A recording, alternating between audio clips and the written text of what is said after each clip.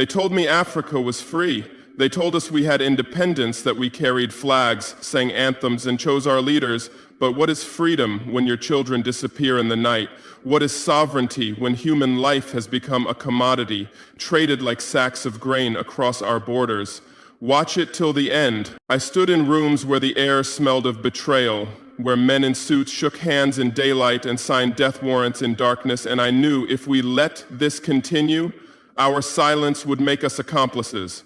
So I will tell you what happened in those 48 hours, because history must not only remember victories, it must remember why we fought. It began with a single call. It was late, close to midnight. A voice on the other end said words that froze my blood. "Captain, we have confirmation. They're moving tonight, over 800 souls. If we miss this, they vanish forever." I asked how much time. The answer came like a 48 hours. That's all. 2 days to dismantle an empire built on flesh and blood, an empire worth over $150 million, backed by names you know, but will never hear in the open. Do you understand what that means? It means babies packed in steel containers. It means pregnant women sedated and tagged like livestock. It means little boys torn from their mothers, not for ransom, but for their organs. This was not crime. This was industry. And someone, somewhere, was making sure it thrived. I gave the order that night. Lock every file, shut every door. No one outside this room speaks a word, not to their families, not to their friends, not even to God if they pray. Because the enemy was not just out there in the desert. The enemy could be sitting across from me, wearing my uniform. I looked into their eyes and saw shadows, some loyal, some pretending, some bought, and I knew if one word slipped, if even a whisper escaped these walls, 800 lives would vanish like smoke. We had evidence. Names from finance logs, signatures on shell accounts, transfers routed through 3 continents, and those names weren't strangers hiding in dark alleys. They were men in polished offices, men who shook hands at ceremonies, men who swore on our flag and kissed it in front of cameras, men who smiled at our people while selling their children behind closed doors. That is the cancer of corruption. It does not crawl in the dirt like a snake. No, it wears medals. It takes oaths. It speaks the language of patriotism while poisoning the nation, and then it sells your sons and daughters for gold. It trades in flesh while preaching loyalty. It shakes your hand with one palm and counts the blood money with the other. I stared at those names, and my stomach burned like fire. These were not outsiders. They were insiders. They knew our systems, our codes, our weaknesses. That made them more dangerous than any mercenary, because a traitor does not have to break your gates. He opens them from inside. He does not attack your walls. He draws the map of your house and sells it to your enemy. That night, I understood the weight of leadership, not the medals, not the speeches, not the applause. Leadership is making a decision that will make you enemies in your own camp. Leadership is knowing that when you clean your house, the dust will fight back. And so I told them, no one leaves this room, no calls, no leaks. For 48 hours, this operation belongs to silence, because silence was our shield. Silence was our weapon. One word outside, and 832 souls would never see the sun again. I want you to understand what this means.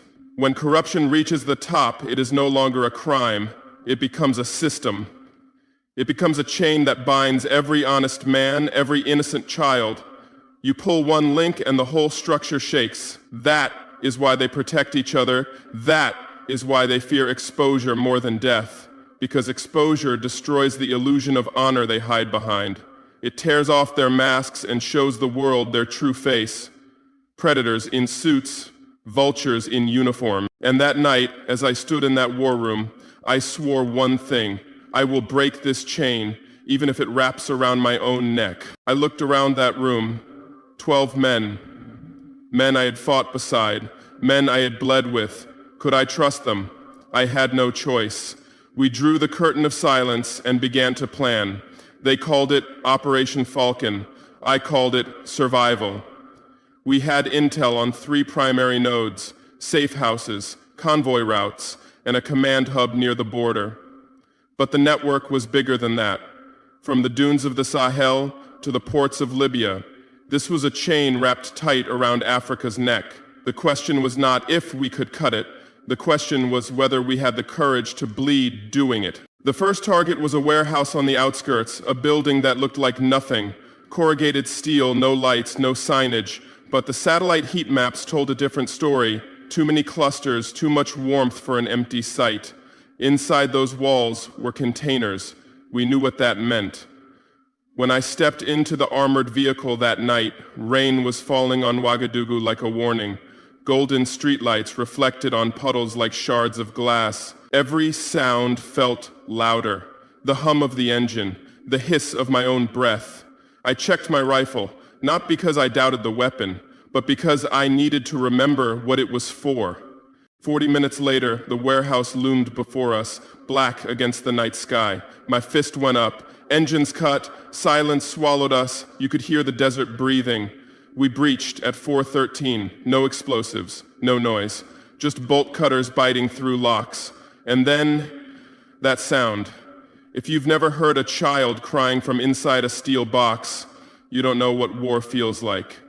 It wasn't loud, it was muffled, like someone screaming underwater. My men froze for half a second, then they moved like shadows. Flashlights swept rows of containers. We cut them open, one by one, and what we saw? How do I even tell you this without burning your soul? They were stacked inside like cattle. Women clutching babies who hadn't eaten in days. Boys with wrists bound so tight their skin had rotted.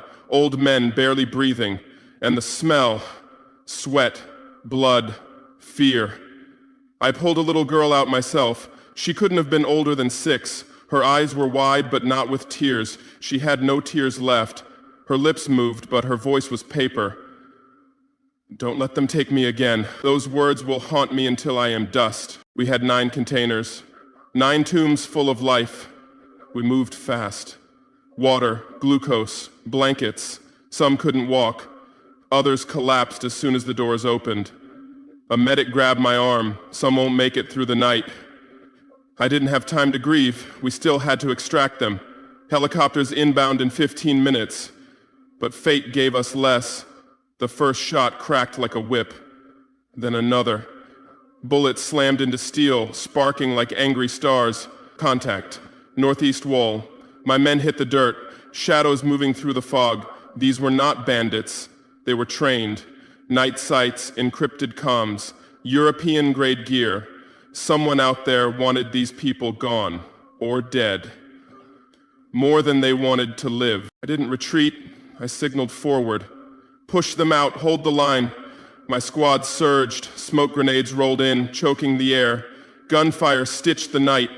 One of my soldiers went down, hit in the thigh. Another grazed along the arm, but we held.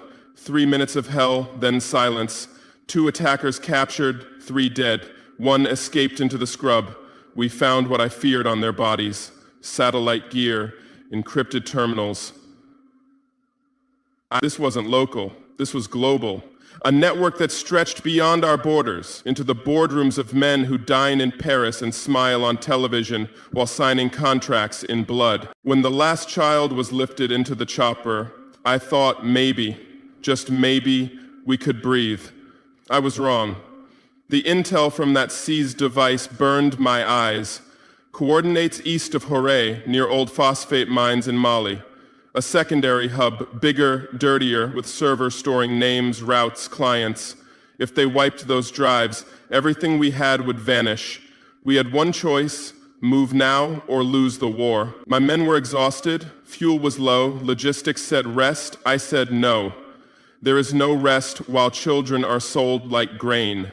By 12 hours, 2 helicopters roared into the dusk. Ground units rolled hard, engines howling through red dirt veins. The road was a gauntlet, gorges, blind curves, every shadow a trigger. We moved like ghosts, no lights, no chatter. Then the pilot's voice cut through. Convoy, 4 vehicles, heading north. My pulse spiked. Intercept, disable the lead. We hit them fast. Tires shredded. The first truck spun out. slamming into rock. Its door burst open and out stepped a man. Tall, calm, a briefcase in one hand, no fear in his eyes. He smiled at me. "You're late," he said. I told him, "You're finished." Inside that case were 2 drives, biometric locks. One labeled South Route, the other Client Ledger. Those words should chill you, because on that ledger were names, government officials, businessmen, even people wearing the mask of humanitarian aid. This wasn't crime hiding in alleys. This was crime wearing suits in daylight. We almost lost the data. A purge protocol triggered the second we touched it. 40% gone in minutes. But one of our young analysts, God bless his mind, had mirrored the packets. We had everything. Every transaction, every signature, every account that fed this beast. When I saw those names, I understood something. The enemy is not just the man with a gun in the bush. The enemy is the man in a boardroom in Dubai, the consultant in Madrid, the banker in Malta. This is not just trafficking.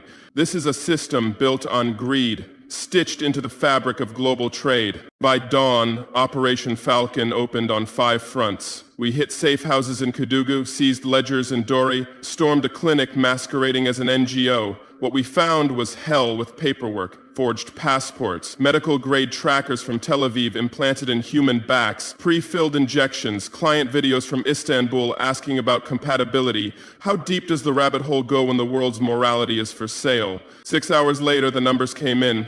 832 lives pulled back from the abyss. 427 were children. 90 under the age of 10. 21 women pregnant.